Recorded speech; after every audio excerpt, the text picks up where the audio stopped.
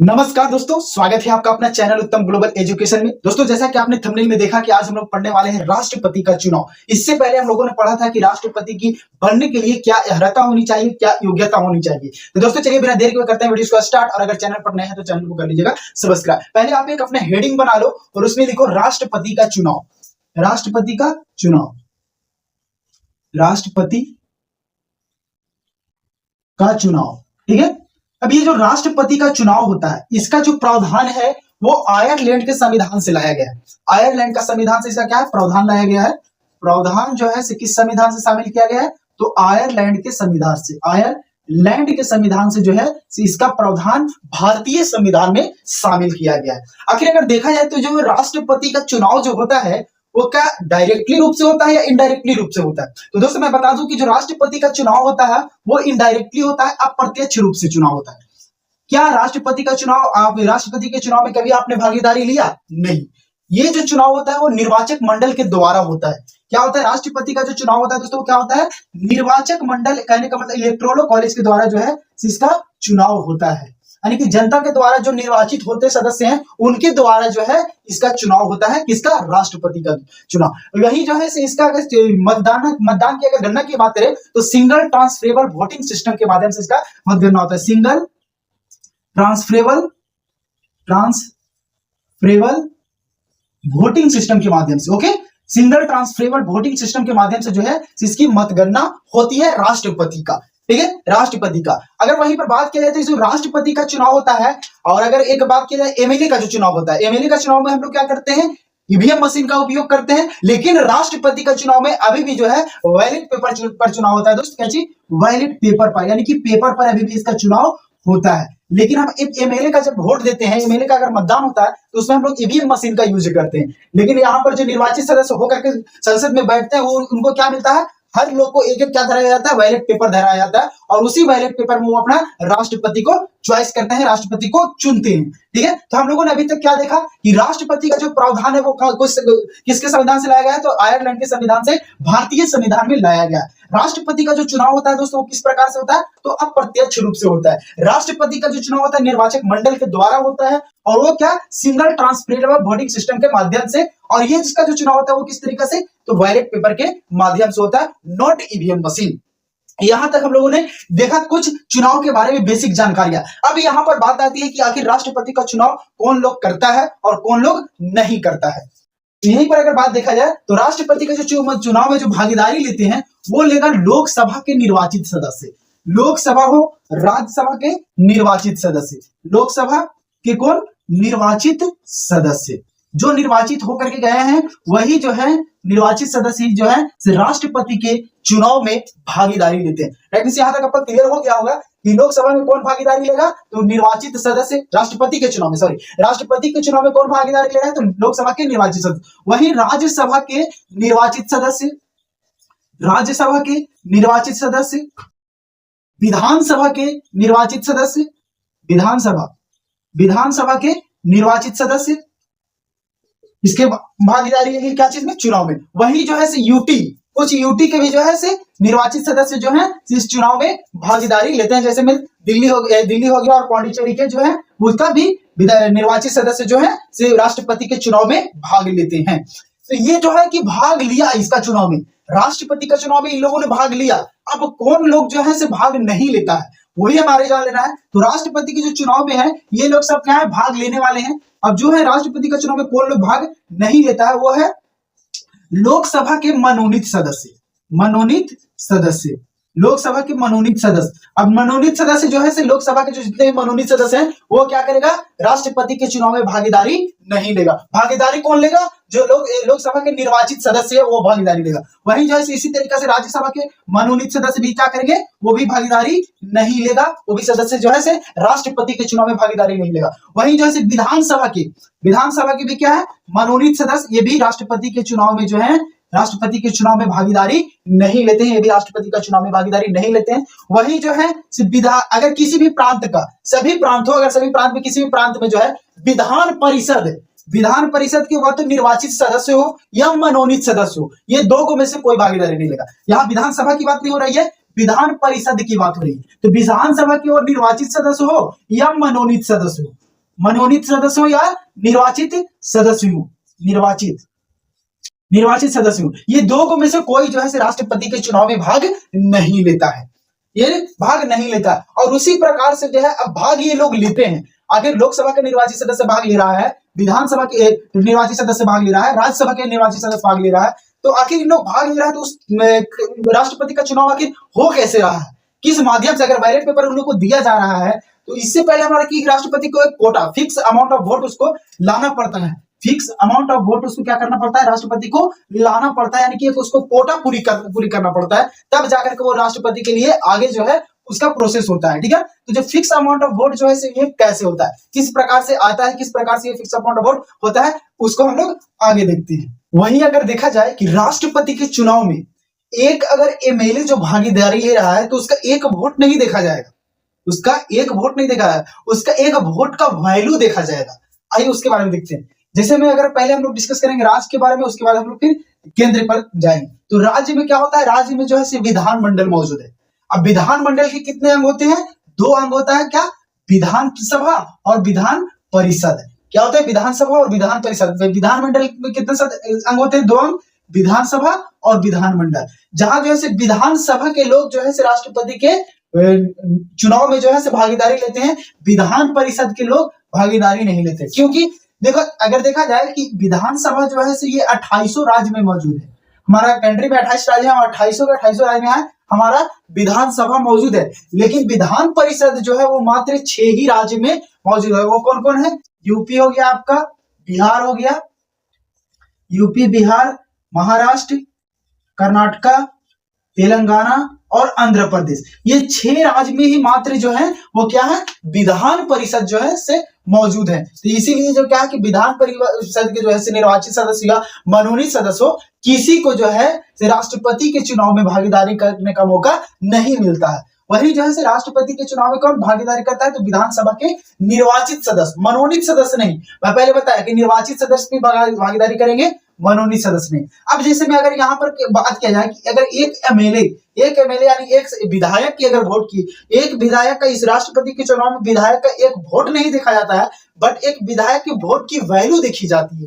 तो वहीं अगर इसका इस फॉर्मूला पर अगर देखा जाए कि एक एमएलए का जो वोट है, वोट की अगर वैल्यू अगर निकाला जाए तो किस प्रकार से निकलेगा, जनसंख्या बटा एमएलए इंटू 1/1000 है। ठीक है, जैसे मैं सपोज डेट अगर देखें, इस अगर आपको जो फॉर्मूला दिख रहा होगा, इससे ये पता चलता है कि जिस राज्य का जनसंख्या ज्यादा होगा उसी राज्य का जो है एमएलए की वोट की वैल्यू ज्यादा होगी। फॉर एग्जांपल जैसे में यूपी की जो जनसंख्या है क्या है, 22 करोड़। यहाँ पर सारा कैलकुलेशन किया हुआ है। ठीक है, यूपी का जो जनसंख्या 22 करोड़ है और वहां के विधानसभा सीट कितने हैं, 403 विधानसभा सीट है। तो 22 करोड़ से 403 में क्या किया, डिवाइड किया, इससे मल्टीपल कर दिया, यानी कि ये पूरा कैलकुलेशन करके जो आता है कितना आता है, 208 आता है।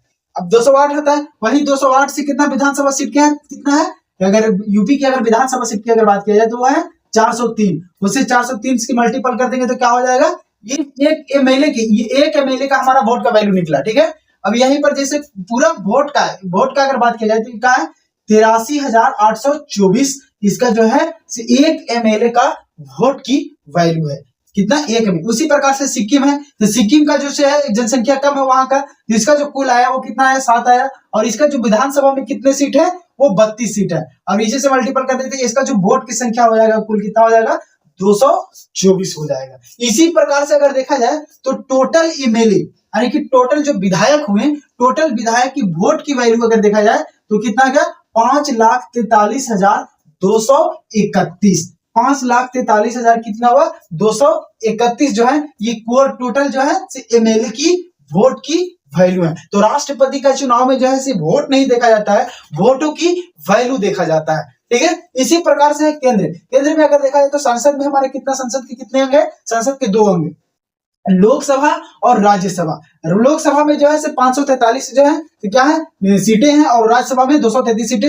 ये जो है 543 और कुछ मनोनीत सीटें हैं, उनको नहीं, मनोनीत सीटों को जो है मनोनीत सदस्यों को तो भाग नहीं मिलता है। जैसे वही जो 12 मनोनीत सदस्य हैं राज्यसभा में, इनको जैसे भागीदारी नहीं मिलता है। तो वही जैसे 543 लोग जो है क्या एमएलए जो है यानी कि MP, sorry member of parliament यानी एमपी जो है क्या करते हैं, यहाँ पर भाग लेते हैं लोकसभा में, और 233 जो है वो कहा लेते हैं राज्यसभा में भाग लेते। अब इसका जो 2 जो एंग्लो इंडियन है, एंग्लो इंडियन जो है से राष्ट्रपति के चुनाव में भागीदारी नहीं लेता। जैसे एंग्लो इंडियन क्या कौन होता है? एंग्लो इंडियन कहने का मतलब कि जैसे में हमारा ब्रिटिश, यहाँ पर पहले ब्रिटिश कंपनियां काम कर रही थी, फ्रेंच कंपनी काम कर रही थी, डच ईस्ट इंडिया कंपनी काम कर रही थी, तो इन लोग जो काम कर रहा था, तो वहीं पर जैसे में हम जब पढ़ रहे थे, जब पुर्तगाल से पढ़ रहे थे, तो जो अल्बुकर्क कोई नियम लाया था, विवाह का नीति लेकर के आया था, जब हिस्ट्री हम लोग पढ़ रहे थे, तो उसी टाइम में जैसे कि कुछ लोगों जो है से यूरोपीय जो है से विदेशी लोग जो है से यहाँ से विदेशी पुरुष हो गए और यहाँ की महिला से जो से शादी किया रहता था, तो उसका जो बाल बच्चा हुआ, बेटा उटा जो हुआ,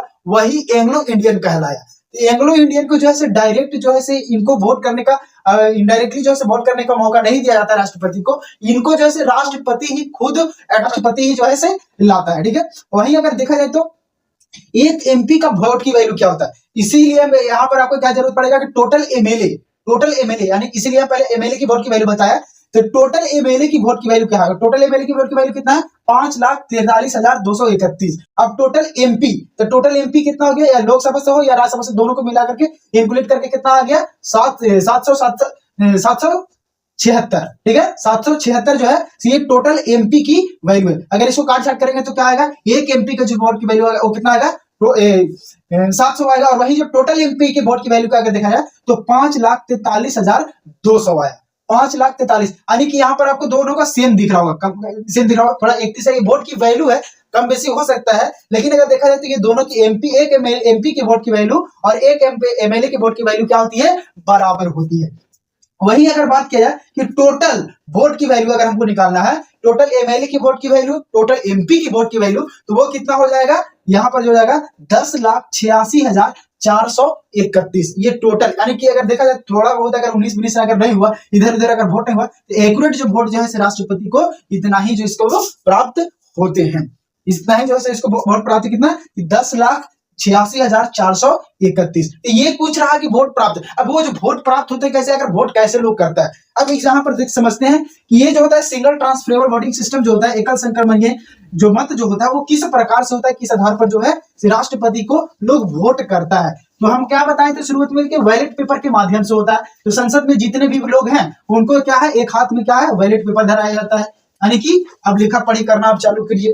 ठीक है, तो वहां पर जैसे मैं सपोज डेटा अगर मान लिया है कि कोई 3 उम्मीदवार खड़ा हो गए, जैसे मैं अगर नाम ले लेते हैं, कोई हुआ जिसका नाम हुआ राम लोटन। ठीक है, राम लोटन नाम के कोई व्यक्ति जो है राष्ट्रपति बनने के लिए खड़ा हुआ। वहीं जो है कोई झकझोरन नाम के व्यक्ति, झकझोरन नाम के व्यक्ति जो है खड़ा हुआ। वहीं जो है झिंकी नाम की कोई औरत खड़ा हुई। ठीक है, अब ये जो तीनों है, जैसे तीनों राष्ट्रपति के उम्मीदवार हैं, कौन कौन? राम लोटन, झकझोरन और झिंकी। अब यहाँ पर देखो कि क्या होता है, कैसे लोग इसको मतदान करते हैं। यहाँ पर जो होता है, जो अपना चॉइस के हिसाब से, राष्ट्रपति का अपना चॉइस के हिसाब से होता है। अब जैसे में है, हम लोग गांव में जैसे में कोई A-B-C नाम करके कोई मुखिया खड़ा हुआ, ठीक है, ए नाम के कोई मुखिया होगा, बी नाम के कोई सी नाम के, तो हमको क्या होता है, हम लोग अपने गांव में मुखिया का चुनाव कैसे होता है, अगर हमारे गांव में 3 उम्मीदवार खड़ा हुए तो 3 में से किसी एक को हम लोग मतदान देते हैं, तो चाहे ए को दे, या तो चाहे बी को दे, चाहे तो सी को दे। अगर हम तीनों को दे देंगे तो हमारा वोट क्या होगा, फोकस हो जाएगा, हमारा वोट बर्बाद हो जाएगा। लेकिन यहाँ पर क्या होता है, यहाँ पर आपको तीनों को देना, तीनों को चॉइस में देना आपको अनिवार्य है, जरूरी है, नहीं तो फिर आपका यहाँ वोट फोकस हो जाएगा। ठीक है, तो यहाँ पर जैसे में अगर किसी का यहाँ पर मान लेते हैं पंकज, सुरेश, महेश, अजय, विजय, ठीक है, ये 5 लोग, ठीक है, ये 5 लोग जो है से एक मेंबर ऑफ पार्लियामेंट है, एमएलए है, सब मिलाकर के देखा जाए तो ये क्या है, निर्वाचक मंडल के सदस्य है। ठीक है, तो सदस्य जो है, अब ये लोग जो है से क्या कर रहा है, इन लोग वोट देने जा रहा है, इन लोग तीनों ही उम्मीदवार को, और ये तीनों को इसको चुनना जरूरी है। ये देखो सिंगल ट्रांसफरेबल वोटिंग सिस्टम होता है, इसका एकल संक्रमणीय मत क्या होता है, इसके बारे में बता रहा हूं। तो ये जो पंकज जो है, अब इसका चॉइस है, ये तो फिर चाहे रामलोटन को अपना फर्स्ट चॉइस रखे, या तो फिर झकझोरन को अपना फर्स्ट चॉइस रखे, या तो फिर झिंकी को अपना फर्स्ट चॉइस रखे, ये अपना चॉइस पर। तो सपोज दैट अगर देखा जाए, ये क्या किया, रामलोटन को कहा कि नहीं, हमको रामलोटन को जो है राष्ट्रपति बनाना है, ये हमको बहुत अच्छा लगता है। ठीक है, और सेकेंड चॉइस जो रखा वो किसको रखा, झिंकी देवी को रखा, और थर्ड जो चॉइस रखा, ये हमको कोई अच्छा नहीं लगता, झकझोरन हमको अच्छा नहीं लगता, इसको क्या रखा, थर्ड चॉइस में रखा। वही जो है सुरेश का जब पारी आया, तो इसका जो फर्स्ट चॉइस बना, इन्हें हमको फर्स्ट चॉइस होगा वो कौन होगा, झिंकी देवी होगी। अरे भाई क्या बात है, क्या माजरा है यार। ठीक है, अभी देखो इसका पर्सनल मैटर होगा, हमको क्या एंट्री करना है, ठीक है ना। अब यहाँ पर जो सुरेश का कहा फर्स्ट चॉइस कौन हो गया, झिंकी देवी हो गई। अब इसका जो है सेकेंड चॉइस जो है वो कहा कि चलो राम लोटन को रख लेते। सेकेंड चॉइस इसका कौन हो गया, राम लोटन हो गया। अब थर्ड चॉइस जो हो गया वो कौन हो गया, झकझोरन। झकझोरन को यार सब थर्ड चॉइस में रख रहा है। अब यहाँ पर महेश जी निकला, बोला कि नहीं हम बनाएंगे राष्ट्रपति किसको, झकझोरन। इसका फर्स्ट चॉइस कौन हो गया, झकझोरन हो गया। ठीक है, अब इसका जो है महेश का, अब इसका सेकेंड चॉइस जो है वो कौन है, जिनकी है, और थर्ड चॉइस जो है वो राम लोटन है। इसी तरीके से अजय का जो है फर्स्ट चॉइस कौन हो गया, फर्स्ट चॉइस हो गया राम लोटन, थर्ड चॉइस कौन हो गया, जिनकी, और फर्स्ट चॉइस कौन हो गया, ये सेकंड चॉइस कौन हो गया, झकझोरन। उसी प्रकार से विजय का जो है फर्स्ट चॉइस कौन है, जिनकी है, थर्ड चॉइस कौन हो गया, राम लोटन हो गया, और सेकंड चॉइस झकझोरन हो गया। अब यहाँ पर देखो इस प्रकार से जो है इन लोगों ने अपना वोट तो चॉइस तो अपना सही कर लिया। अब जो यहाँ से जो है मतदान का गिनती होगा, तो ये द्वितीय चरण और प्रथम चरण और द्वितीय चरण, सॉरी प्रथम चरण और द्वितीय चरण, ये दो चरण में जो है इनका वोटिंग होगा। अब देखते हैं कि जो फर्स्ट चॉइस जो है सबसे ज्यादा किसको मिला है, फर्स्ट चॉइस आखिर नंबर 1 में सबसे ज्यादा किसको लोग चुना है। तो यहाँ पर देखते हैं एक दो लोग जो है इसको फर्स्ट चॉइस में रखा, एक लोग जो है इसको फर्स्ट चॉइस में रखा, एक और दो लोग जो है इसको फर्स्ट चॉइस में रखा। ठीक है, 2 लोग इसको फर्स्ट चॉइस में रखा। अब यहाँ पर देखो क्या हुआ, ये और ये दोनों तो अभी क्या है, अब इसका फर्स्ट क्या मात्र एक लोग है, तो ये बेचारा झकझोरन तो क्या हुआ, रफा दफा साहब, झकझोरन क्या होगा यहाँ से साइड हो जाए। लेकिन दो को मिला फर्स्ट चॉइस दोनों, ये दोनों क्या है, बराबर है, दोनों बराबर है। इसका जो वोट का वैल्यू जो रहेगा, झकझोरन का जो वोट का वैल्यू रहेगा वो दोनों में, इन दोनों में ट्रांसफर हो जाएगा। किसको में, राम लोटन में और झिंकी देवी में। ठीक है, तो अब तो किसको बचा, राम लोटन और झिंकी के बीच में अभी काउंटिंग चलेगा, तो वह द्वितीय चरण होगा। और द्वितीय चरण में क्या होगा, अब सेकेंड पोजीशन देखा जाएगा। फर्स्ट पोजीशन तो हमारा फर्स्ट काउंटिंग में हो गया, फर्स्ट राउंड में हो गया। अब द्वितीय राउंड में क्या, सेकेंड पोजीशन देखा जाएगा कि सेकेंड जो है सेकेंड पोजीशन, सेकेंड चॉइस किसको किसको मिला है, सेकेंड चॉइस में वो भी ज्यादा किसको है। तो यहां पर देख लेते हैं, जैसे मैं राम लोटन का कितना सेकेंड चॉइस है, एक है, राम लोटन का एक ही सेकेंड चॉइस है, और यहां पर है 1 और 2, यानी कि 2 इसका सेकेंड चॉइस है। तो यानी कि फाइनली जो विजेता राष्ट्रपति का हुआ वो कौन हुआ, झिंकी देवी फाइनली जो है राष्ट्रपति बन गए। राष्ट्रपति जो है फाइनली कौन बन गया, झिंकी। तो इस प्रकार से जैसे सिंगल ट्रांसफरेबल वोटिंग सिस्टम के माध्यम से जो है राष्ट्रपति का चुनाव होता है। यानी कि हर लोग को जो है एक एक बैलेट पेपर धराया जाता है, और उस बैलेट पेपर में उम्मीदवार के नाम रहते हैं, समझ गए। और साथ साथ में क्या करते हैं, उनको चॉइस देना होता है कि आपका फर्स्ट चॉइस कौन है। तो किसी का जैसे पंकज का फर्स्ट चॉइस है राम लोटन, और इसी तरीके से पंकज का थर्ड चॉइस हो गया झकझोरन, और सेकंड चॉइस हो गया जी। इस प्रकार से जो काउंटिंग होते हैं वो राष्ट्रपति का काउंटिंग होता है, और इसी प्रकार से जो है उन लोगों का जो है किसी को विजयी मिलता है तो किसी को पराजय मिलता है। इसी तरीका से जो है राष्ट्रपति का चुनाव होता है। तो देख यहीं तक था हमारा का पूरा जो है राष्ट्रपति का चुनाव हम लोगों ने देखा। अब नेक्स्ट जो हम लोग पढ़ेंगे, आखिर वो जब राष्ट्रपति तो बन गया तब उसकी कार्यकाल क्या होगी, उसकी शक्तियां क्या होगी, इन सभी तमाम विषयों पर हम लोग नेक्स्ट वीडियो में चर्चा करेंगे। तब तक के लिए जय हिंद, जय भारत।